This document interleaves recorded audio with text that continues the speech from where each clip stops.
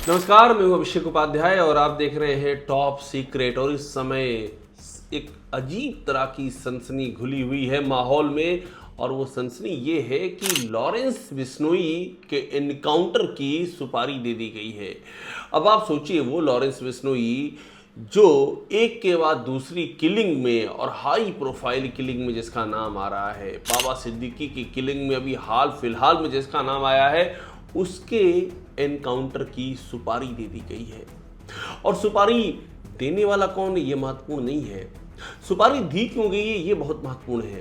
राजस्थान में पिछले साल 2023 में 5 दिसंबर को एक हत्या होती है।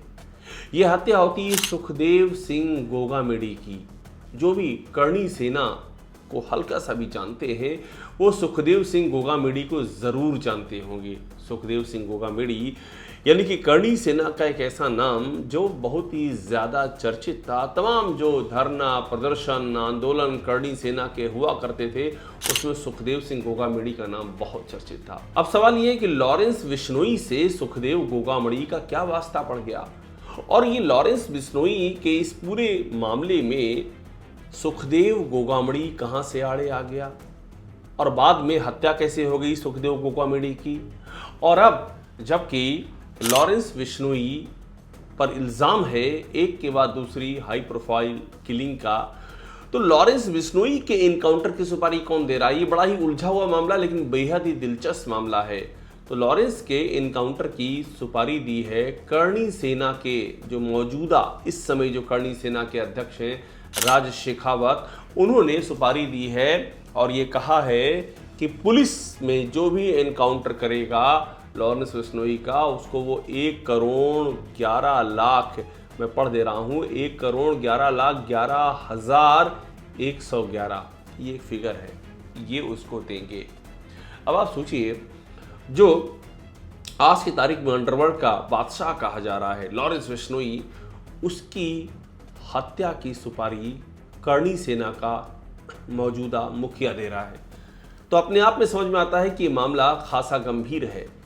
अब सवाल है कि सुखदेव गोगामेडी करणी सेना के पूर्व अध्यक्ष, जिनकी 5 दिसंबर 2023 को जयपुर में गोली मारकर हत्या कर दी गई थी, उसका और लॉरेंस बिश्नोई का आखिर क्या आपस में 36 का आंकड़ा था कि वो मर्डर हुआ, जिसकी प्रतिक्रिया में आज उसी करणी सेना का मुखिया ये कह रहा है कि लॉरेंस बिश्नोई को मारो और करोड़ों रुपए हमारी ओर से।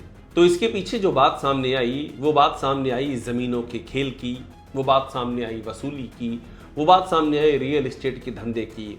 और कहानी ये हुई कि सुखदेव सिंह गोगामेडी का नाम राजस्थान में इन तमाम बातों से भी जुड़ा हुआ था। इसमें भी जुड़ा हुआ था कि कई बहुत ही ज़्यादा हाई प्रोफाइल ज़मीनें उन पे कब्जा करने की लड़ाई हो रही थी, और उस लड़ाई में लॉरेंस का गैंग और सुखदेव सिंह गोगामेडी के लोग ये आमने सामने हो गए थे।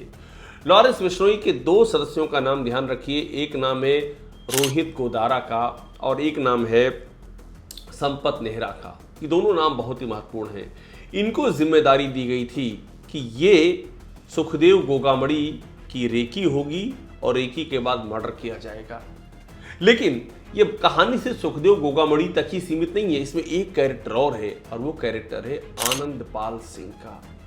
आनंदपाल सिंह को एक जमाने में कौन नहीं जानता था।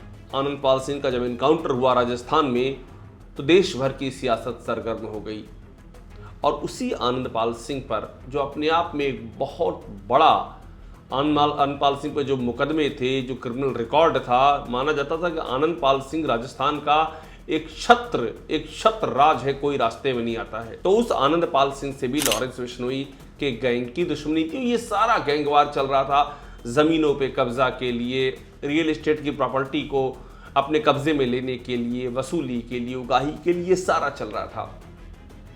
तो आनंदपाल की दुश्मनी हो चुकी थी लॉरेंस बिश्नोई से, और उसके बाद आनंदपाल का एनकाउंटर हो जाता है। आनंदपाल का समर्थन सुखदेव गोगामेडी ने किया था, और वो किया था राजपूत होने के नाते। तो सुखदेव गोगामेडी 2 वजहों से लॉरेंस के निशाने पर था, एक तो आनंदपाल के समर्थन के चलते और दूसरा जमीनों पर कब्जे के नाते। और आखिरकार में एक और आनंदपाल का एनकाउंटर होता है, दूसरी ओर सुखदेव गोगामेडी की हत्या होती है, और ये हत्या की प्लानिंग करता है भटिंडा जेल में जो उस समय बंद था संपत नेहरा। मैंने आपको नाम बताया तभी, संपत नेहरा और रोहित गोदारा।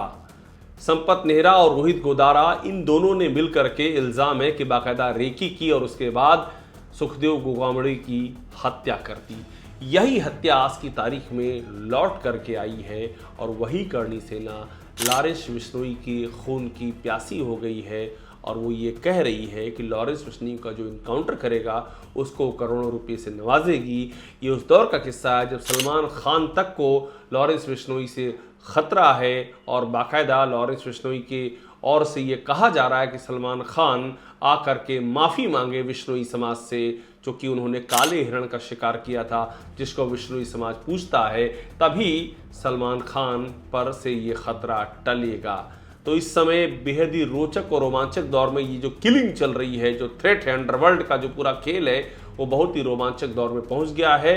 और सबसे इसका रोचक अध्याय यही है कि वो लॉरेंस बिश्नोई जो अब तक दूसरों को साफ कर रहा था, रास्ते से धमकी दे रहा था, अब उसको धमकी मिली है, वो भी करणी सेना के जरिए। इसमें आगे क्या होता है ये जानना और देखना बेहद ही दिलचस्प होगा। टॉप सीक्रेट पर इस पूरी कहानी के सारे आयाम आपको हम बताते रहेंगे।